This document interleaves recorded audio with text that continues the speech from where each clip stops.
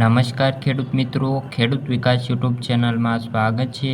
આ વિડીયોની અંદર આપણે જાણીશું કે હવામાન નિષ્ણાત અંબાલાલ પટેલે વરસાદને લઈને એક મોટી આગાહી કરી છે।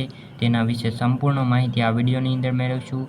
તે પહેલાં ચેનલ ઉપર નવા આવ્યા હોય તો ચેનલને ખાસ સબસ્ક્રાઈબ કરી લેજો અને વિડીયો પસંદ આવે તો લાઈક કરી દેજો। તો મિત્રો, જાણીતા હવામાન નિષ્ણાત અંબાલાલ પટેલે ગુજરાતના ખેડૂતોને હરખની લાગણી થાય તેવી એક આગાહી કરી છે। જ્યાં એક તરફ રાજ્યના ખેડૂતો વાવણી માટે સારા વરસાદની આતુરતાથી રાહ જોઈને બેઠા છે, બીજી તરફ વરસાદ ન થવાના કારણે બફારો વધતા લોકો પરેશાન બન્યા છે।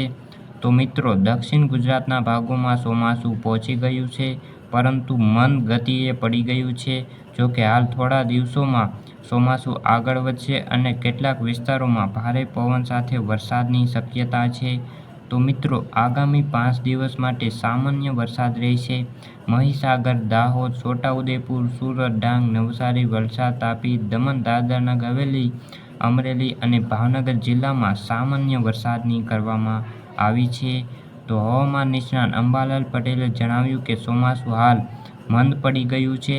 દક્ષિણ ગુજરાતમાં ચોમાસું પહોંચતા જ વરસાદનું વહન નબળું પડી ગયું છે, જેના કારણે વરસાદ સામાન્ય રહેવાની શક્યતા હાલ તો તેમણે દર્શાવી છે। જો કે તેને કહ્યું છે કે ગાજવીજ સાથે વરસાદ થવાની શક્યતા છે, પરંતુ ચોમાસું સક્રિય થતાં આગામી દિવસોમાં ભારે આંચકા અને પવન સાથે વરસાદ થવાની શક્યતા છે। તો મિત્રો, તારીખ 17થી લઈને 19 જૂન સુધી પવનની ગતિ ભારે રહેશે અને આ સમયગાળામાં ગુજરાતમાં ગાજવીજ સાથે વરસાદ થવાની શક્યતા રહેશે। અંબાલાલ પટેલે વધુમાં જણાવ્યું કે તારીખ 17થી 22 જૂન સુધી ભારે પવન સાથે